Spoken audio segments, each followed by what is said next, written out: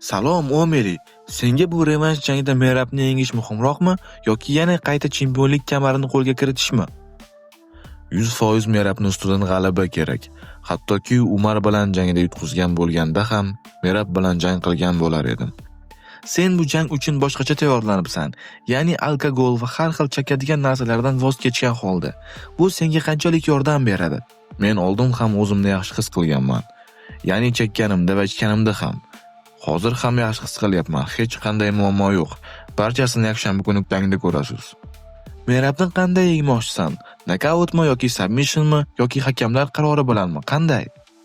Men xohlaganimdek yenga olaman va ko'ramiz nima bo'lar ekan. Merab bu yili 4 marotaba kamarini himoya qilmoqchi ekan. Sen ikkinchisisan. Nima deb o'ylaysan? U senga hurmat ko'rsatyaptimi? Men bu yigitni tushunmayman. U nima haqida o'ylaydi bilmayman.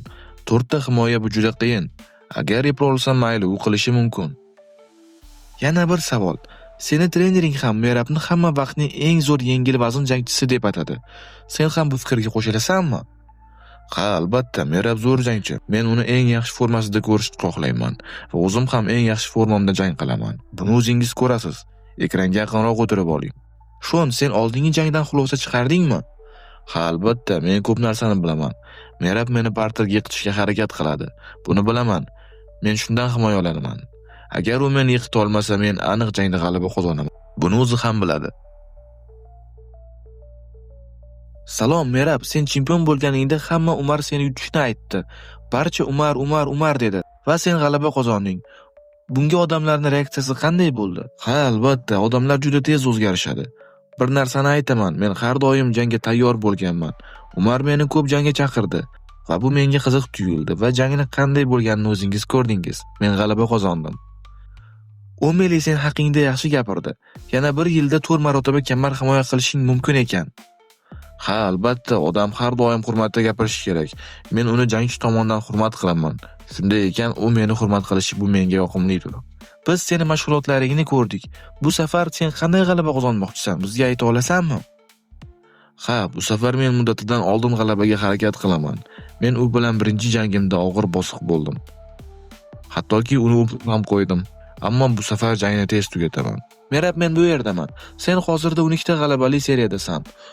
Bunday seriya egalari Habib, Jon Jones, Islam Makhachev, Anderson Silva, Saint-Pierre, Michael Johnson. Sen uchun eng kuchlisi qaysi biri? Men bu jangchilar orasida ekanimdan xursandman. Bu yerda yomoni yo'q yigitlar.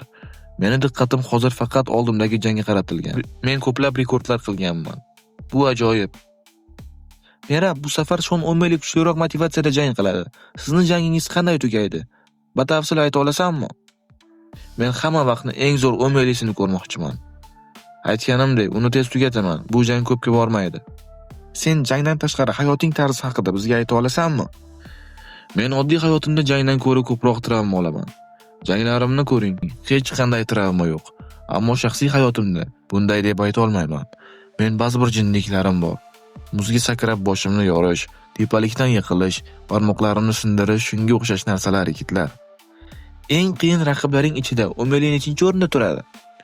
U meni keyingi raqibim. Men bilan jang qiladigan inson va u hozirning eng qiyini. Barchangizga rahmat. Yakshanba kuni qonli jang guvohi bo'lasiz. O'tkazib yubormang. Hozir esa face to face marosimi. Do'stlar, sizlar uchun videoni o'zbek tiliga tarjima qildim. Mehnatimiz uchun videoga like bosib, bizga obuna bo'ling. Sizdan hech narsa ketmaydi. Yakshanba kuni jangni tekinga biz bilan ko'rishingiz mumkin bo'ladi. Buning uchun shunchaki bizga obuna bo'lib, qo'ng'iroqcha tugmasini bosib qo'ying va jang vaqti sizga xabar boradi. Kommentariyada kim yutishi mumkin? Yozib qoldiring. Barchangizga omad. Qurbon hayitingiz muborak bo'lsin, do'stlar.